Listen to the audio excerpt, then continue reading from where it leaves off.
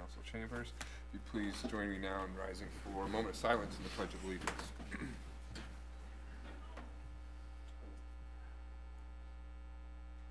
I pledge allegiance to the flag of the United States of America and to the republic for which it stands, one nation, under God, indivisible, with liberty and justice for all.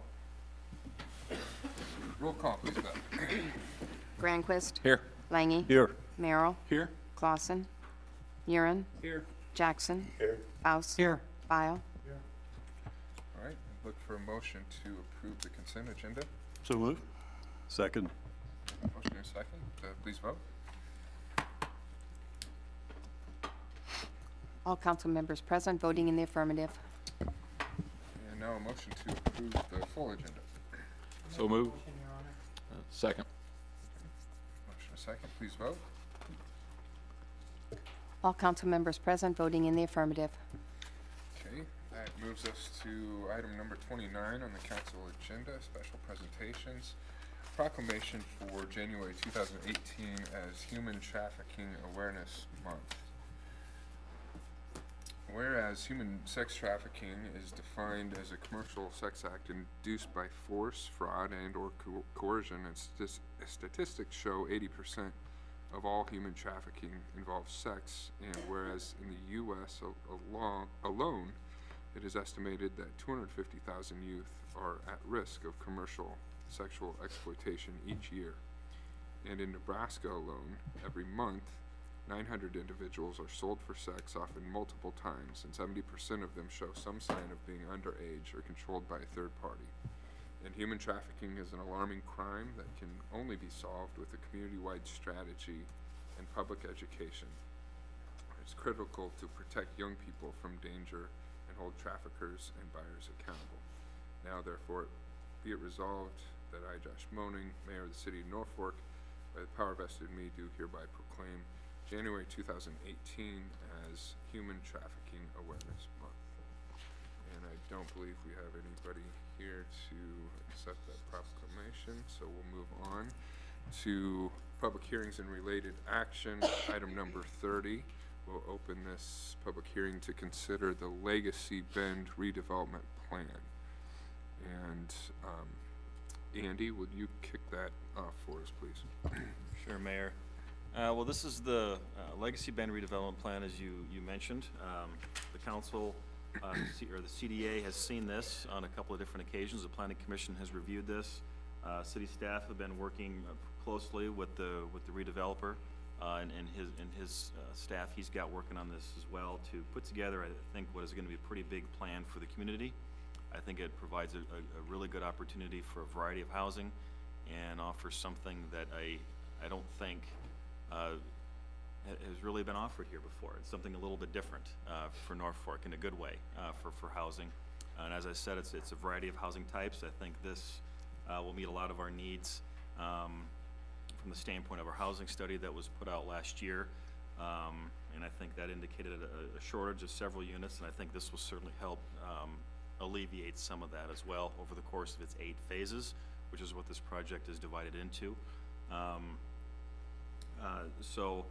With that, I guess I see the owner and redevelopers here tonight, and I think it's important to know that this parcel where we're looking at here has posed some challenges, and I think we've all done a good job.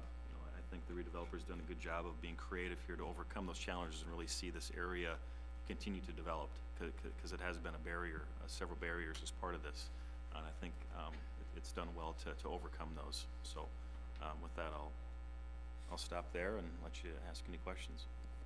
Very good, thanks, Andy. Any questions for Andy on that? Do you see Mr. Otto here? I know we've heard and talked about this as CDA. If there's anything you'd like to share with us, Mark, you're welcome to now. Would just like to say thank you. I know there's an immense amount of work that your staff has put in, subcommittees, committees, yourself. So we appreciate it, and we're excited to be here to do some community building and get this phase kicked off and really get rolling. Very good. Well, thank you for your investment in the community. I think the concept you're bringing here is a good one. It's a sound one, and it offers something new and welcome in the community. So thank you. Any other discussion on that from the council? It is a public hearing. If anyone has comment to make, they can do so now. No further discussion. I'll close the public hearing and move to item number 31 and look for a motion to consider resolution number 2018-4 approving the Legacy Bend redevelopment plan. I'll make the motion, Your Honor. Second. Okay. Any discussion on that, council? If not, please vote. All council members present voting in the affirmative, Resolution 2018-4 is adopted. Moves us to our regular agenda, item number 32. I'd look for a motion to consider resolution number 2018-5, approving a sidewalk waiver for Elkhorn Feed Center Incorporated at 1810 South 4th Street. Your Honor, I'd move consideration of resolution 2018-5. Second. Okay, motion and second. Val, could you kick the discussion off on this for us, please? Yes, thank you. Beth, if you could turn the screens on. I brought this up for everybody just so that you're familiar with the area. It's about 4th and Monroe. My hand is over the Elkhorn feed. It's zoned I-2, and right below is zoned I-1.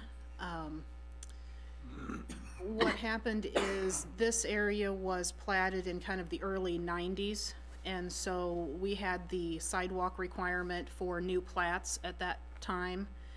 And so when a new building permit comes along, then the sidewalk note and requirement kicks in. And Elkhorn Feed had put an addition to their building, and so that's why the sidewalk was requested to be put in, and they are requesting a waiver for the sidewalk at this time. Okay. Questions for Val on that?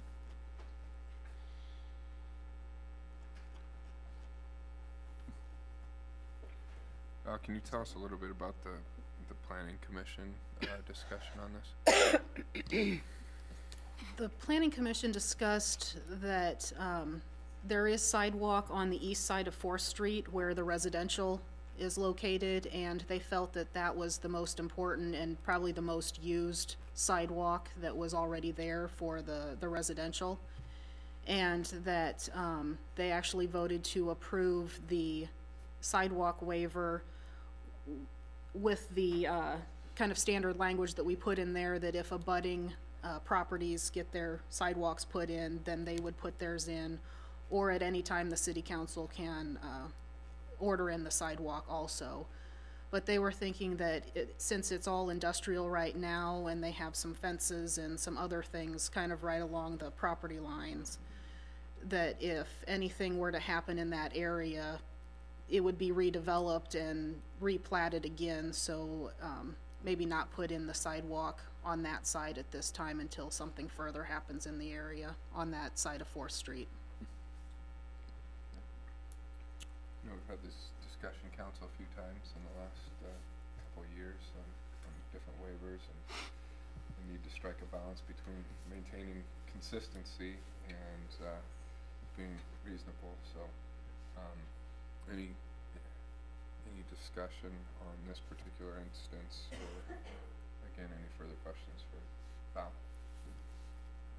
So you said it was worded that if they do on either side, or the city council comes back to them to put a fence or a sidewalk in, they would be willing to do it at that time? Yeah, the proposed resolution before you says that it's in effect until sidewalks are installed in the abutting area, or number 2, that the city council reserves the right to request the installation at any time.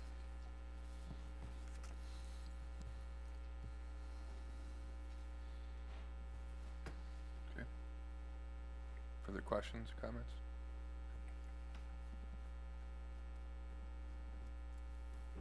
Hearing none, I'd ask for, there's no planning commission report. Ask for your vote. All council members present voting in the affirmative, Resolution 2018-5 is adopted.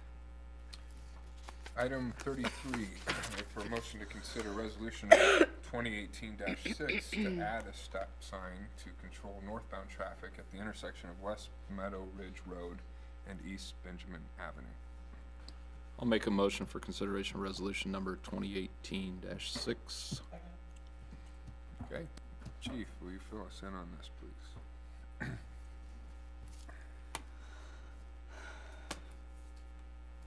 Evening, Your Honor, and members of the council.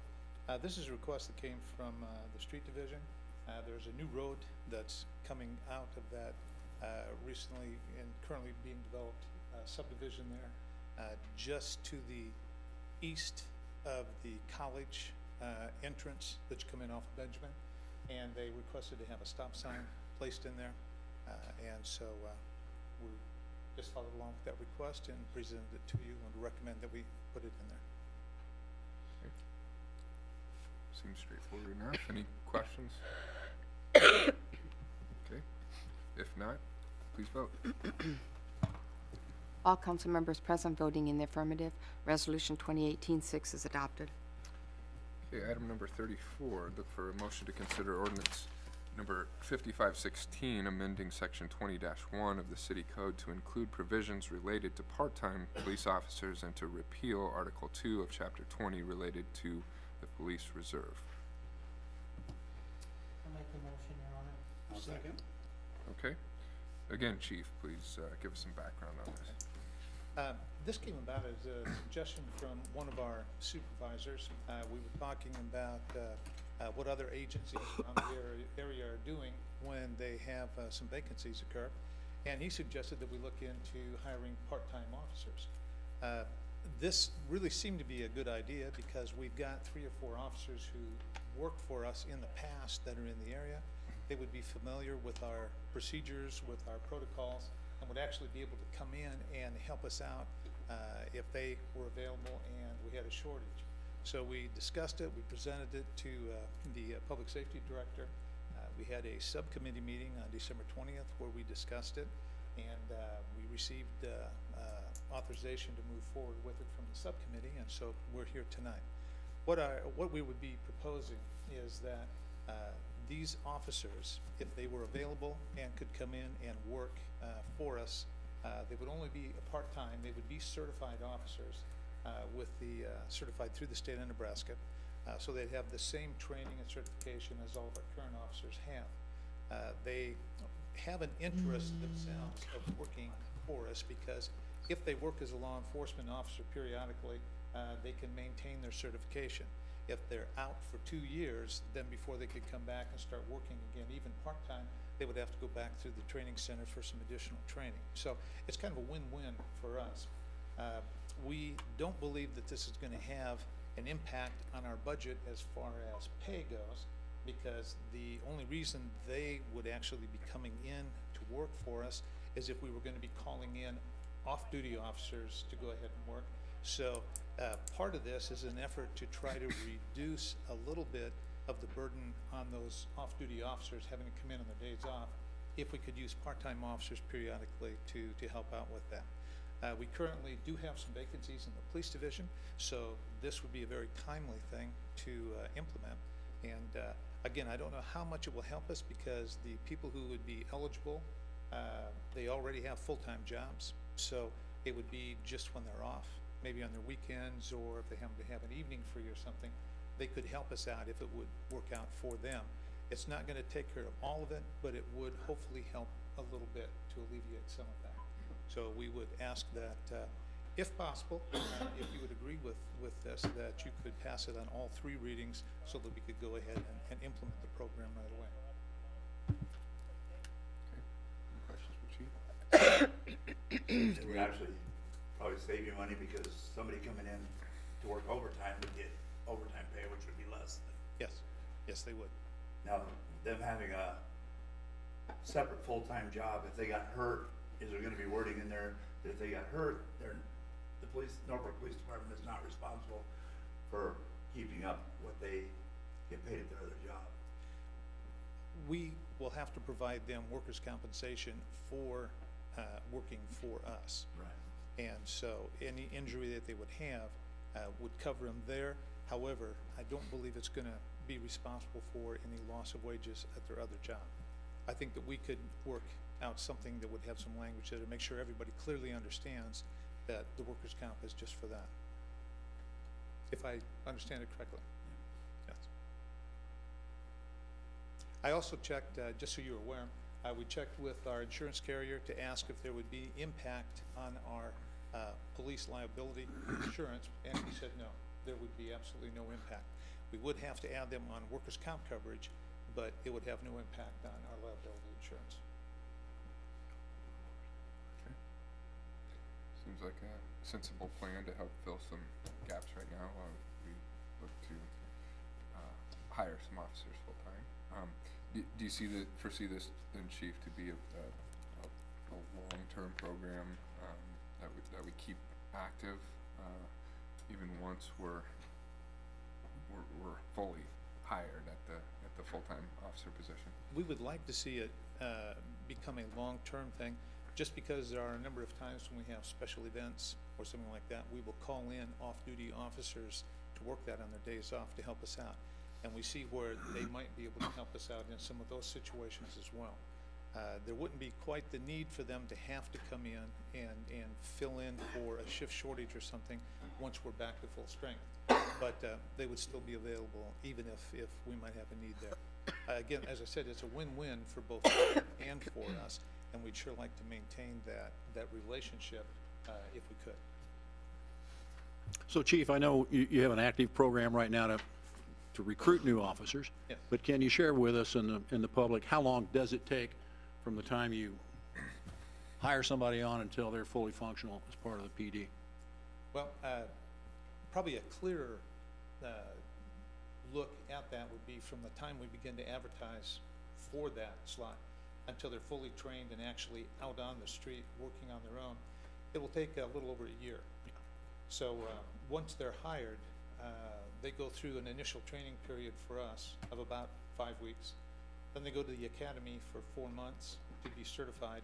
They'll come back and they'll do another 3 months of field training where we actually show them how to do what they're supposed to do and make sure that they're able to perform the duties that we're asking them to perform. And then at that point, they're put out on their own. Mm-hmm. So all told, it could take over a year to fill that vacancy once we begin advertising for it. So this would be very beneficial to you folks to fully man the department. We think it would. Okay, thank you. Very good. Any further questions? Okay. If not, and no further discussion, short title, please, Beth. An ordinance of the City of Norfolk, Nebraska to amend Section 20-1 of the Official City Code to include provisions related to part-time police officers, to repeal Article 2 of Chapter 20 related to police reserve, to provide when this ordinance shall be in full force and effect, and to provide for publication of this ordinance in pamphlet form. Okay, please vote. All council members present voting in the affirmative. Ordinance 5516 carries on first reading. Your Honor, I'd move that we suspend the rules and pass this ordinance on second and third reading. As Chief noted, that would allow us to implement it. Second. Okay, motion second to suspend the rules. Any further discussion? If not, please vote. All council members present voting in the affirmative. Ordinance 5516 carries on second and third.